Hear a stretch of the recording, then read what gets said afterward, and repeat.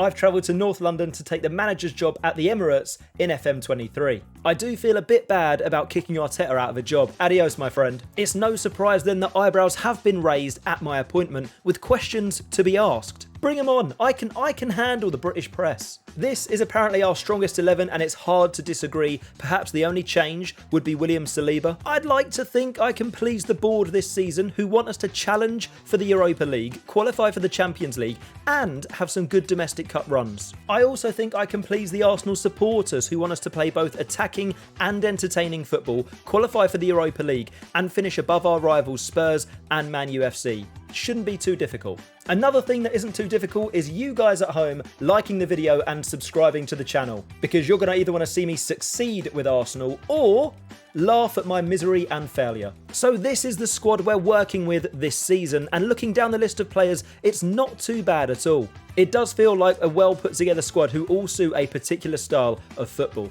And our better players do seem to be in the attacking half of the pitch. So this is our captain, Martin Ødegaard. He looks like a creative genius with very good attributes such as passing and vision, and I'd like to think a lot of our attacking play is going to go through him. I could remove him as captain, but as he's a team leader, I don't really want to upset anybody just yet. I would like to last longer than a few Watford managers. One of the new boys, Gabriel Jesus, looks to be a perfect fit for this team and the players that are going to be in and around him, and he'll likely be our first choice. Well, he will be our first choice striker, and I'm trusting him to bag us some goals. And the star boy himself, Bukayo Saka, the little chilly, he'll surely be one of our most important players of the season. If we look at the brand new experience matrix, you can see that we are one of the youngest teams in the league, with the majority of our players being emerging talents, all of them playing an important role. We've got a few players in their peak, however, most are used as squad depth, and we have no experienced players in this squad. And if we take a look at the brand new squad planner, I think there's some decent depth here with quality all over the pitch. As I said before, our strongest positions are in attack. Our midfield isn't terrible, however, might need another player in there. I'm sure there'll be a few targets for us, but I hear Yuri Tielemans' contract is up at the end of the year. And our scouts think we should sign him for whatever the price, so there's potential to bring the Belgian in. We're fine in the fullback positions, and I'm happy with our centre-backs, as I think the likes of Saliba and Ben White will start to progress towards their full potential over the coming seasons, and the same can be said about our goalkeeper, Aaron Ramsdale. I'm not looking to sell anyone, especially this summer, and I'm quite happy with the squad up until the January transfer window, considering it's a World Cup year. However, if we do need to strengthen, we have got about 26 million to do so. So in terms of a tactic, I think I'll end up tweaking things throughout the season, maybe a change of shape here and there, but this is what I've decided to start with, a 4-2-3-1 with two ball-playing defenders flanked by two wing-backs who can defend well and provide an attacking threat, two central midfielders who'll sit a little bit deeper, a defensive midfielder and a regista, so we still have some creativity there but still maintain strength and a unit in the middle of the pitch, an attacking midfielder who's going to be able to assist others and get himself on the score sheet a few times, and two inside forwards that'll be a consistent goal threat and support the lone pressing forward up front. I want us to play fairly wide with some more creative freedom, distribute quickly, put pressure on the opposition when we do and don't have the ball, and press quite high. However, the out of possession instructions I don't want to set too soon, so I think I'm going to tweak them depending on who we're playing. If I had the choice week in, week out, this would be my starting 11. Ramsdale in goal, a back four of Tomiyasu, Saliba, Gabriel and Zinchenko, a midfield two of Partey and Xhaka, an attacking trio of Saka, Ødegaard and Martinelli with Gabriel Jesus up front. And if we ever need a goal or need to go more attacking, I've also created this, which could be fun if we ever come to use it. Looking at the season preview then, and City are favourites to win the league, and it's no surprise when you've got this monster up front. We're predicted to finish 6th, amazingly with the same odds as Newcastle, which I think is either a bit harsh on us or a huge compliment to them. We've also got no players in the Media Dream 11, not even the little Chile, but I'm backing the boys this season. We will have someone in there come the end of the year. Don't know why I've done the fingers there. So the Meet the Media press conference has happened, and as I told you, I've got no issues dealing with the British press. To summarise, I said I love the club, we'll have a great season, Saka's got a great smile, and me and Ramsdale have been bowling. Perhaps it would have made sense to invest some of the 26 million we had in the transfer budget in a few players, because we did come across some injuries in pre-season. Gabriel Martinelli broke his toe, Emil Smith-Rowe pulled his calf, Ben White twisted his ankle, and Bukayo Saka pulled his groin, so all 4 out for the start of the season. Instead, I think I put the money to good use by signing Saka, Martinelli and Saliba to new long-term contracts at the Emirates. I think the fans, the Gooners, will be happy with this. So with the season about to get going, Man City wanted to ruin it for everyone before the end of match week 1. They beat Liverpool, arguably their closest title rivals, 7-0. And Haaland, of course he did, he scored 4. Excellent. Brilliant. I mean, this is going to be great.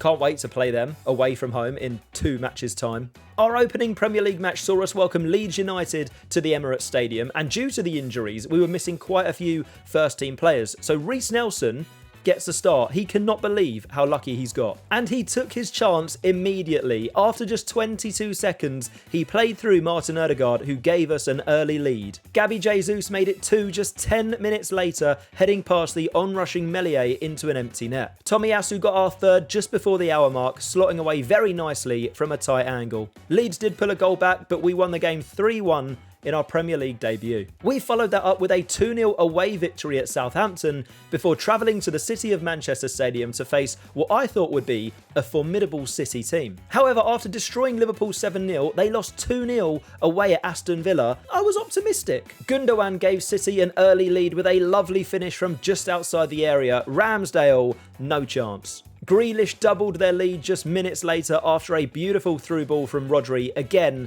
Ramsdale, no chance. Following half-time, the boys reacted and Saliba got us a goal back just 5 minutes into the second half. We weren't able to find an equaliser, but considering it's City away, we didn't do too badly. It could have been better, yes, but it could have been a lot worse. Just ask Liverpool. They've just been battered. We did, however, keep Haaland quiet. Look at that 6.7 rating. Turning our attention to Europe, and we had the Europa League group stage draw, which looks beautiful. We were first into Group B and were joined by Victoria Pilsen from the Czech Republic, Real Betis from Spain, and Maccabi Haifa from Israel. There's some decent teams in this competition, the likes of Roma, Lazio, Monaco. I'm not quite sure if the draw could have gone better or worse, really. Regardless, I'm expecting us to win the group and cruise into the round of 16. Hopefully we avoid the teams that are dropping out of the Champions League. The summer transfer window passed without anybody arriving or leaving the club, and that decision is looking pretty good after a pretty successful few months. September saw us win all 3 of our league games against West Ham, Wolves and Fulham.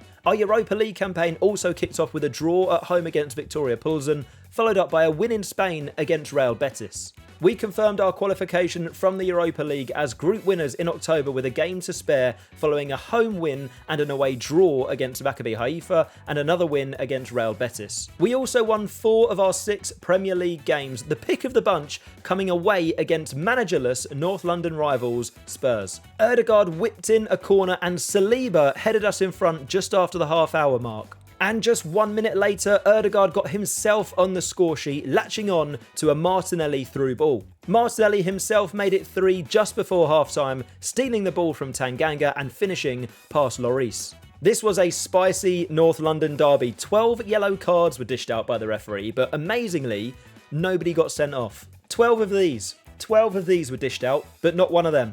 I am really happy with Ødegaard's goal contributions and his output at the moment, and I think choosing to play him as the attacking midfielder rather than the advanced playmaker looks to be having a really positive impact. He's got 10 goals and 5 assists so far in all competitions this season, and the highest average rating in the squad with a 7.36. Our final 4 games before the World Cup starts see us compete in 3 different competitions, including a big London derby against rivals Chelsea, and a Sweet Left Foot YouTube channel derby as my Arsenal take on the editor Proudy's Portsmouth. I am sure he's looking forward to editing this one. The Chelsea game went superbly with a convincing 3-0 home win. Saka got the goal scoring started with a lovely finish across Mendy. Jesus rose highest and headed in from a Tomiyasu cross before he latched onto a pass from Martinelli to give us 3 goals and 3 points. We then beat Portsmouth 2-0 in the cup, which Proudy is now going to bring you the highlights of. So Proudy, take it away. Let's watch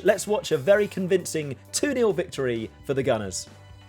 Proudy, do you want to play the Portsmouth highlights? The 2-0 win. Let the viewers see the 2-0 win. Play the highlights. Play them. Back from the World Cup, which England won, beating Argentina 2-0 in the final, which I'm sure is a good omen for next month in Qatar. And our very own Bukayo Saka had an incredible tournament, winning the Best Player and Best Young Player awards, and was named in the World Cup Dream Team after 2 goals and 2 assists in 6 appearances. What a turnaround for him after the despair of Euro 2020. There was more good news to end the year. Ødegaard's rise in the attacking midfield role continued as he was selected in the World Team of the Year. However, bad news to end the year, we suffered a humiliating 3-1 defeat against Nottingham Forest, the team whose transfer strategy has been like a FIFA SBC. Everyone was poor, but Ramsdale especially playing a 5.9. The woodwork was definitely in favour of Forest here because it helped them score not once, not twice, but 3 times. I mean, we made Awoniyi look like Ronaldinho here. Do you remember the Nike advert? That's what he was doing.